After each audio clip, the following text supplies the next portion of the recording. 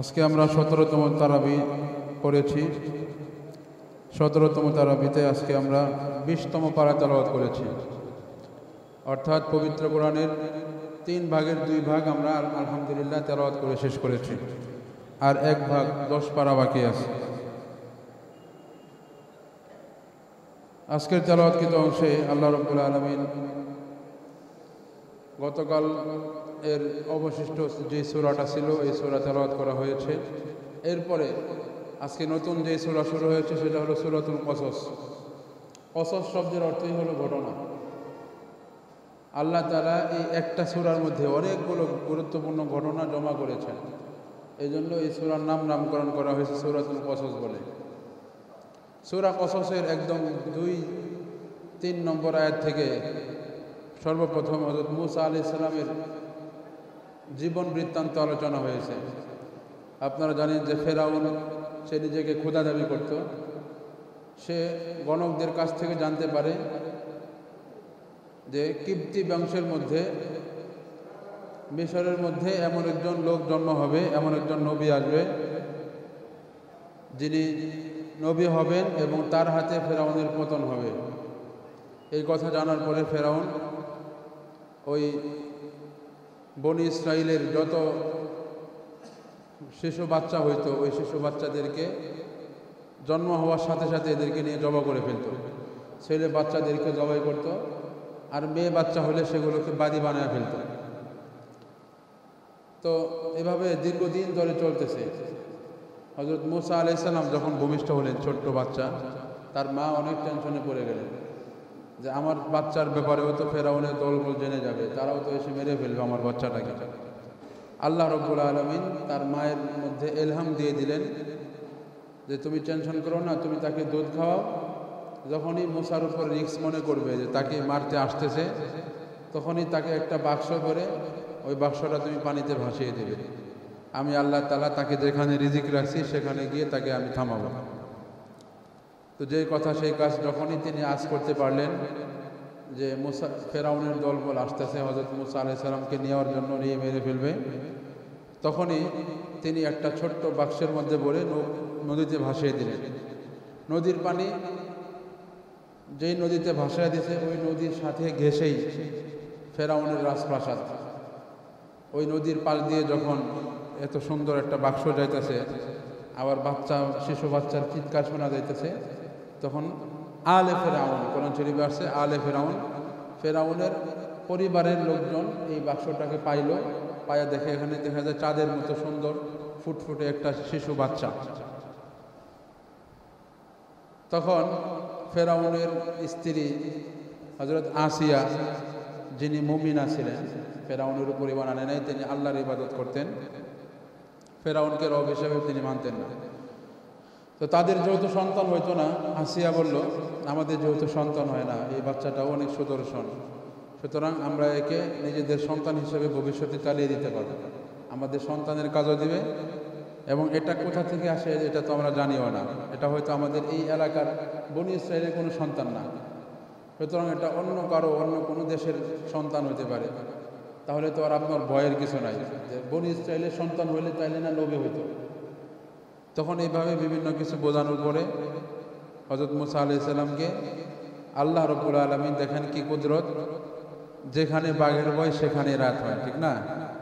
যিনি মূসার থেকে বাঁচার জন্য সবাইকে, রাষ্ট্রের সব শিশু বাচ্চাদেরকে জবাই করতেছিল, সেই মূসাকে আল্লাহ তাআলা এই ফেরাউন জালিমের রাজপ্রাসাদের মধ্যে সসম্মানে লালিত পালিত করলেন।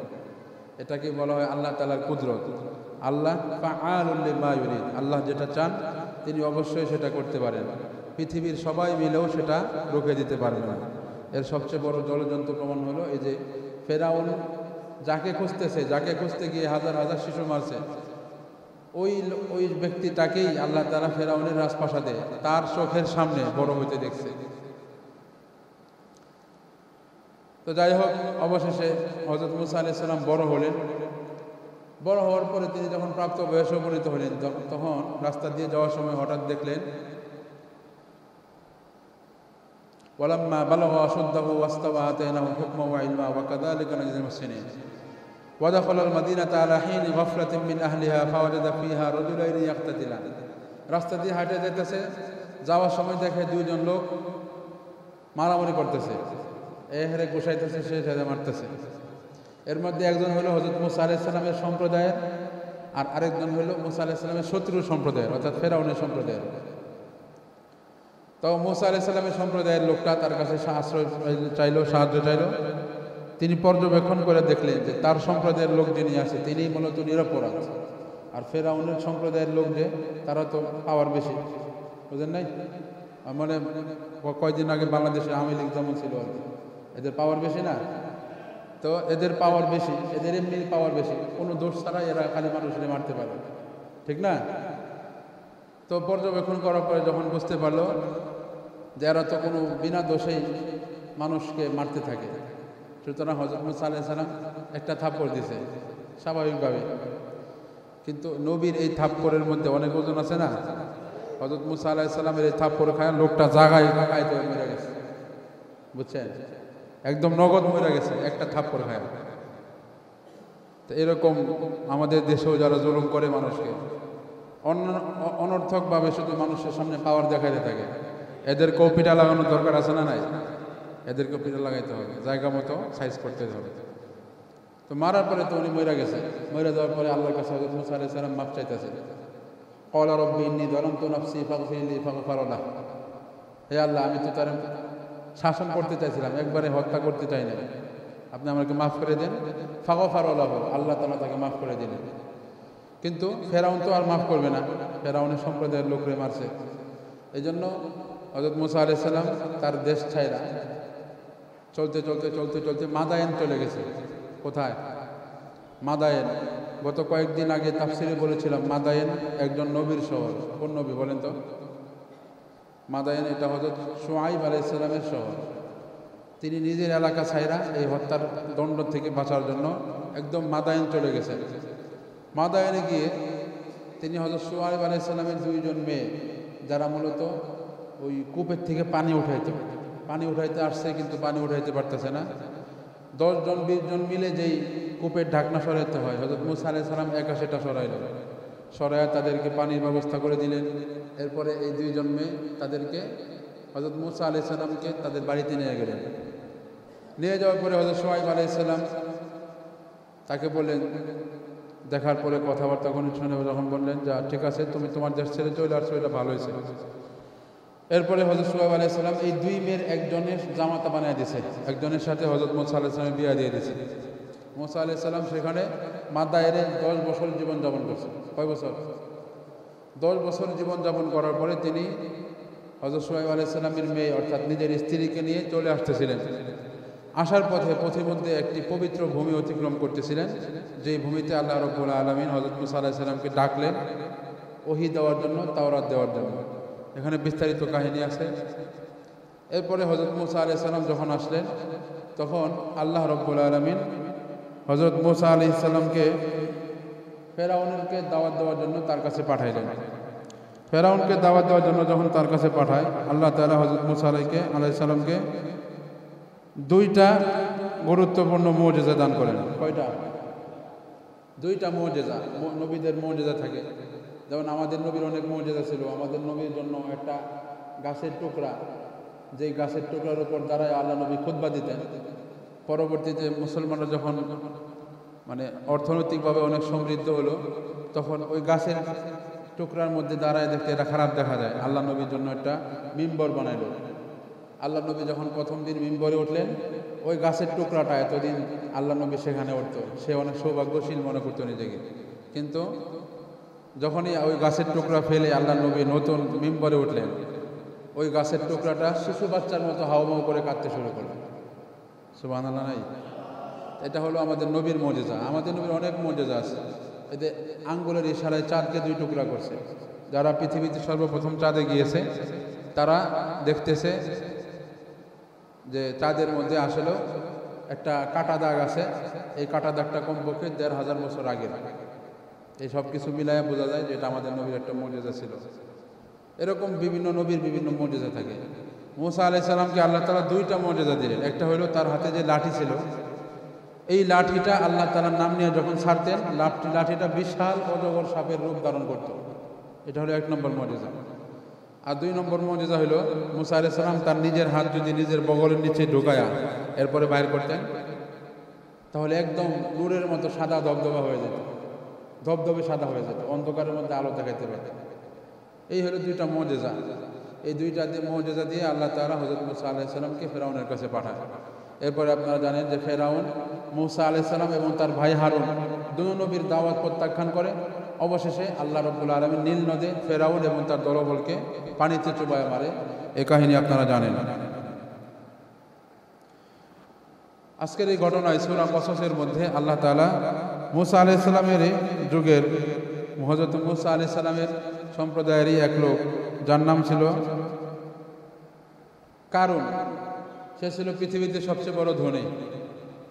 তার ধনের সম্পদের কি বিবরণ দিতে গিয়ে আল্লাহ রাব্বুল আলামিন নিজেই বলেন যে তার এত ধন সম্পদ ছিল, তার ধন সম্পদের চাবি বহন করার জন্য একটা শক্তিশালী প্রাণী নুয়ে পড়তো চাবি বহন করতে যায়। একটা শক্তিশালী প্রাণী, তার চাবি, এত ধনভাণ্ডার ছিল, ওই ধনভাণ্ডার বহন করতে না, ধনভাণ্ডারের যে চাবিগুলা, ওই চাবিগুলা বহন করতে করতেই একটা প্রাণী নুয়ে পড়তো ভারে ওজনে। তাহলে কতগুলা চাবি আর কতগুলা ধনভাণ্ডার ছিল চিন্তা করা যায়। এত ধনভাণ্ডার দেওয়ার পরেও আল্লাহ রাব্বুল আলামিন যখন তাকে আদেশ করলো যে তোমরা দান করো, মুসা আলাইহিস সালাম বললেন আল্লাহ তাআলা তোমাকে যে সম্পদ দিয়েছে এই সম্পদ দিয়ে তুমি মানুষের সহযোগিতা করো। কারণ বলল এই সম্পদ তো আমি নিজে কষ্ট করে কামাই করেছি, এগুলো তো মানুষের দেওয়ার জন্য না। যে বর্তমানে আমাদের সমাজে যারা যাকাত দেয় না তারাও এরকম কারণের মতো যুক্তি দেয়, তো অনেক কষ্ট করে টাকা জমায়, খুব কষ্ট হয়েছে, এগুলো মানুষের দেওয়ার জন্য টাকা জমাইছে না, কিসের যাকাত, নিজে খায় ভাই চালু আগে। কারণ এরকম যুক্তি দেখাইতো। অবশেষে আল্লাহ রাব্বুল আলামিন কারণকে ধ্বংস করলেন। সর্বপ্রথম কারণের ওই পায়ের টাকনো পর্যন্ত ডাবলো মাটির নিচে, সে বুঝে আসলো না, মনে করছে এটা উঠা পড়বো এখান থেকে। এরপরে হাঁটু পর্যন্ত ডাবলো, মনে করছে উঠা পড়বো। কোমর পর্যন্ত ডাবলো, তখন একটু ভয় পাইতেছে, কিরে এত লোক ডাবে গেলাম গা। এর একটু পরে আল্লাহ তাআলা তার ধন সম্পদ সহ বুক পর্যন্ত ডাবাই দিল। যখন নাক পর্যন্ত চলে আসছে, মুখের কাছাকাছি, তখন বলছে আমানতু বি রব্বি মুসা, আমি মুসার রবের প্রতি ঈমান আনলাম, আমি আমার সম্পদ থেকে এখন থেকে খরচ করব। আল্লাহ তাআলা বলে তোমার সময় শেষ। তাকে তার সম্পদ সহ আল্লাহ তাআলা মাটিতে ধসিয়ে দিছে।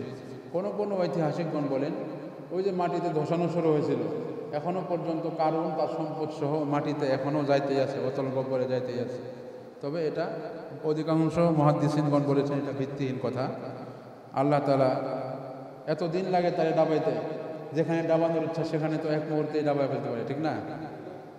তো এটার কোনো ভিত্তি নাই আর কি। এই জন্য আমার ভাইয়েরা, কারণের এই ঘটনা থেকে আমরা যেটা শিখতে পেলাম, আহসিন কামা আহসানাল্লাহু ইলাইক, যে আল্লাহ তাআলা আমাদেরকে যেভাবে ইহসান করেছে আমরাও যেন মানুষকে ইহসান করি। আল্লাহ আমাকে যতটুকু সম্পদ দিয়েছে এই সম্পদ থেকে আমরাও যেন মানুষকে কি করি, ইহসান করি। আজকে সূরা কসসের পরে সূরা আনকাবুত আমরা তেলাওয়াত করেছি। সূরা আনকাবুতের অংশ বিশেষ। আনকাবুত শব্দের অর্থ হলো মাকড়সা। কি মাকড়সা? তা আনকাবুত সূরার মধ্যে আল্লাহ তাআলা এই সূরার নাম কেন মাকড়সা রাখলেন? এই সূরার মধ্যে আল্লাহ রাব্বুল আলামিন যারা মুশরিক, তারা যে সমস্ত উপাস্যের ইবাদত করে, আগুনের, কেউ প্রাকৃতিক, কেউ মূর্তির, কেউ সূর্যের, কেউ চন্দ্রের পূজা করে, তারা যে সমস্ত মাবুদ গ্রহণ করেছে ওই মাবুদগুলো হলো মাকড়সার ঘরের মতো দুর্বল। ইন্না আওহানাল বুয়ুতি লাবাইতুল আনকাবুত। পৃথিবীতে যত রকমের ঘর আছে, যত রকমের প্রাণী আছে, প্রত্যেকটা প্রাণীর তো বিভিন্ন থাকার বিভিন্ন বাসস্থান থাকে। সবচাইতে নিকৃষ্ট এবং দুর্বল বাসস্থান হলো মাকড়সার। মাকড়সার বাসস্থান থেকে দুর্বল বাসস্থান কোনো পিপিলিকার নাই, কোনো পাখির নাই, কোনো কিছু নাই।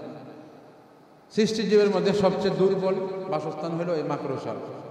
এই মাকড়সার জালের থেকেও আরো দুর্বল হলো তারা যে সমস্ত শিরিক করে, যাদের সাথে শিরিক করে তারা যারা মুশরিক এবং তারা যাদের ইবাদত করে, এই দুনো দলকে আল্লাহ তাআলা কিয়ামতের দিন জাহান্নামের লাকড়ি বানাবেন।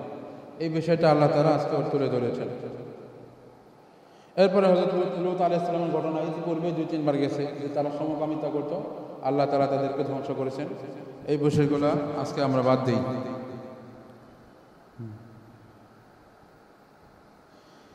আল্লাহ রাব্বুল আলামিন আল্লাহ নবী সাল্লাল্লাহু আলাইহি সাল্লামকে বললেন সূরা কসসের 56 নম্বর আয়াতে, ইন্নাকা লা তাহদি মান আহবাবতা ওয়ালাকিন্নাল্লাহু ইয়াহদি মান ইয়াশা। আপনারা জানেন যে আল্লাহ নবীর দাদা মরে যাওয়ার পরে, দাদা মরছে কয় বছর বয়সে? 8 বছর বয়সে। দাদা মারা যাওয়ার পরে আল্লাহ নবী তার চাচা আবু তালেবের কাছে একদম তার বয়স যখন নবুয়ত প্রাপ্তিরও যখন 5 বছর নাকি 11 বছর, মোট 38 বছর আবু তালেবের ছত্রছায়ায় তিনি ছিলেন। নবুয়ত প্রাপ্তির আগে এবং নবুয়ত প্রাপ্তির পরে কাফেরদের বিভিন্ন আক্রমণ থেকে আল্লাহ নবীকে শেল্টার দিতেন আবু তালেব। আল্লাহ নবীকে এত কলিজার থেকে নিজেকে বেশি ভালোবাসতেন, কিন্তু এরপরও আল্লাহ নবীর দিনের দাওয়াত তিনি গ্রহণ করে নাই, ইসলাম ধর্ম গ্রহণ করে নাই। তিনি যখন মৃত্যু সজ্জায় মরে যাবে, একদম মৃত্যুর সাথে পাঞ্জা লড়তেছে, আল্লাহ নবী আসলেন, এসে আবু তালেবের কানে কানে বললেন যে চাচা, আপনি আমার দিনের দাওয়াত গ্রহণ করতে তো লজ্জাবোধ করতেছিলেন যে আপনার বন্ধুরা কি বলবে, যে সারা জীবন বাপদাদার উপাস্যের ইবাদত করলি, এখন লাস্টে দিয়া তুই মোহাম্মদের রবকে গ্রহণ করলি, আমাদের সাথে বেঈমানি করলি। এরকম বেঈমানি না, আপনি আমার কানে কানে শুধু বলেন লা ইলাহা ইল্লাল্লাহ, শুধু এতটুকু বলেন, আমার কানে কানে আপনি লা ইলাহা ইল্লাল্লাহ বলেন, তাহলে আমি এতটুকুর মাধ্যমে আপনাকে কিয়ামতের দিন আমি বাঁচাইতে পারবো। কিন্তু সে ওই লজ্জার ভয়ে, তার বন্ধু বান্ধবেরা আবু জাহেল, উতবা সাইবা, ওয়ালিদ ইবনে মুগীরা এরা কি বলবে, এই ভয়ে শুধুমাত্র সেই ইসলাম ধর্ম গ্রহণ করে নাই। আল্লাহ নবী অনেক চেষ্টা করছিলেন। এরপরে আল্লাহ তাআলা এই আয়াত নাযিল করে বললেন, ইন্নাকা লা তাহদি মান আহবাবতা, হে মুহাম্মদ, আপনি যাকে ইচ্ছা তাকে হেদায়েত দিতে পারবেন না, বরং আল্লাহ তাআলা যাকে ইচ্ছা তাকে হেদায়েত দিবেন। সুতরাং আবু তালেবের কপালে হেদায়েত নাই, আপনি 1000 চেষ্টা করলেও কাজ হবে না। এই বিষয়টা আল্লাহ তাআলা সূরাতুল কসসের মধ্যে উল্লেখ করেছেন। আল্লাহ তাআলা আমাদের কাছে কি কি আদেশ করেছেন? 27 নম্বর সূরা 79 নম্বর আয়াতে আল্লাহ বলেন যে তোমরা আল্লাহর উপর ভরসা করো। এরপরে 77 নম্বর সূরা কসসের 77 নম্বর আয়াতে বলেন আল্লাহ প্রদত্ত অর্থ সম্পদ আল্লাহর নির্দেশিত পথে তোমরা ব্যয় করো। আর কি আদেশ করেছেন? সূরা কসসের 87 নম্বর আয়াতে আল্লাহ বলেন যে মানুষকে আল্লাহর দিকে আহ্বান করো, আল্লাহর দিকে মানুষকে ডাকো, দ্বীনের পথে মানুষকে ডাকো। সূরা আনকাবুতের 8 নম্বর আয়াতে আল্লাহ আদেশ করেছেন পিতামাতার সাথে সৎ ব্যবহার করো। কি কি নিষেধ করেছেন? কাফির মুশরিকদের ব্যাপারে দুঃখ না করা এবং তাদের চক্রান্তে কুণ্ঠিত না হওয়া।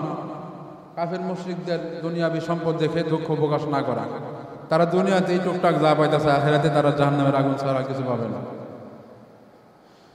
সূরা কসসের 76 নম্বর আয়াতে আল্লাহ বলেন অতি উল্লাসী না হওয়া, খুব বেশি ফুর্তিতে না থাকা, উল্লাস না করা, আনন্দ না করা, স্বাভাবিকভাবে থাকা। এই বিষয়টা আল্লাহ তাআলা আদেশ করেছেন। কাফিরদের সহযোগী না হওয়া। সূরা কসসের 86 নম্বর আয়াতে আল্লাহ বলেন তোমরা কাফিরদেরকে কোনোভাবে সাহায্য করো না। কিন্তু আমরা কিন্তু করতেছি কাফিরদেরকে সাহায্য। কেমনে করতেছেন বলেন তো একজন? কিভাবে কাফিরদের সাহায্য করতেছেন? হ্যাঁ হ্যাঁ কিভাবে সাহায্য করতেছেন? ইসরায়েল কাফের না এরা ইহুদি, এদের পণ্য আপনারা কিনা খাইতেছেন, কোকা কোলা কিনা খাইতেছেন। তারপরে ইন্ডিয়ার হিন্দু মালাউন যারা, তাদের বিভিন্ন পণ্য, ইন্ডিয়ান কসমেটিক্স, ইন্ডিয়ার সাবান, ইন্ডিয়ার হুইল পাউডার আপনারা ব্যবহার করতেছেন। এইভাবে আপনারা কাফেরদের সাহায্য করতে পারছেন। তো এই জন্য আল্লাহ তাআলা বলতেছেন যে কাফেরদেরকে সহযোগিতা করা যাবে না। সূরা কসসের 87 নম্বর আয়াতে আল্লাহ বলেন মুশরিকদের দলভুক্ত হওয়া যাবে না, নিজেদের মুশরিক না হয়ে যায়। এরপরে সূরা কসসের 88 নম্বর আয়াতে আল্লাহ বলেন আল্লাহ ছাড়া অন্য উপাস্যের কাছে প্রার্থনা না করা, চাইতে হবে আল্লাহর কাছে। আল্লাহ ছাড়া অন্য কারোর কাছে চাওয়া যাবে না। সর্বশেষ নিষেধ সূরা আনকাবুতের 8 নম্বর আয়াতে আল্লাহ বলেন পাপ ও গুনাহের কাজে পিতামাতার আনুগত্য না করা। পিতামাতার খেদমত করা আল্লাহ ফরজ করেছেন, কিন্তু পিতামাতা যদি পাপের কথা বলে, গুনাহের কথা বলে, পিতামাতা যদি জিনার আদেশ করে, পিতামাতা যদি বলে যে আমাদের তো এখন ফ্যামিলি চালাইতে তো এখন অনেক খরচ, সুতরাং তুই একটু ঘুষ খাইলে সমস্যা নেই, তো মানুষ 1 লাখ টাকা খাইতেছে, তুই 10,000 খা, আমরা ফ্যামিলি খরচটা খালি আয়সা পড়ে। এইভাবে বিভিন্নভাবে বাবা মা ছেলে মেয়েদেরকে ঘুষ খাওয়ার প্রতি উদ্বুদ্ধ করে। অনেক বাবা আমি দেখছি, আমার নিজের এলাকায় এমন আছে, ছেলে ঘুষ খায় না, ঘুষ না খাইলে তো অন্য সবাই ঘুষ খায়, সে না খাইলে অন্য সবাই, অন্য 10 জন তার একা সবার শত্রু হয়ে যাবে। তখন তার চাকরি টানাটানি লেগে যাবে, চাকরি ছুটে যেতে পারে, বিভিন্ন ধরনের ক্ষতি হতে পারে, তাকে অন্য জায়গায় ট্রান্সফার করে দিতে পারে। এই জন্য বাপে বোঝায় সমঝায় তাকে ঘুষ খাওয়াইতেছে, বুঝছেন? এমন আছে। এই জন্য এগুলো থেকে সতর্ক থাকা চাই। বাবা মা যদি কোনো হারাম কাজের জন্য উদ্বুদ্ধ করে, ওই হারাম কাজের মধ্যে পা বাড়ানো যাবে না।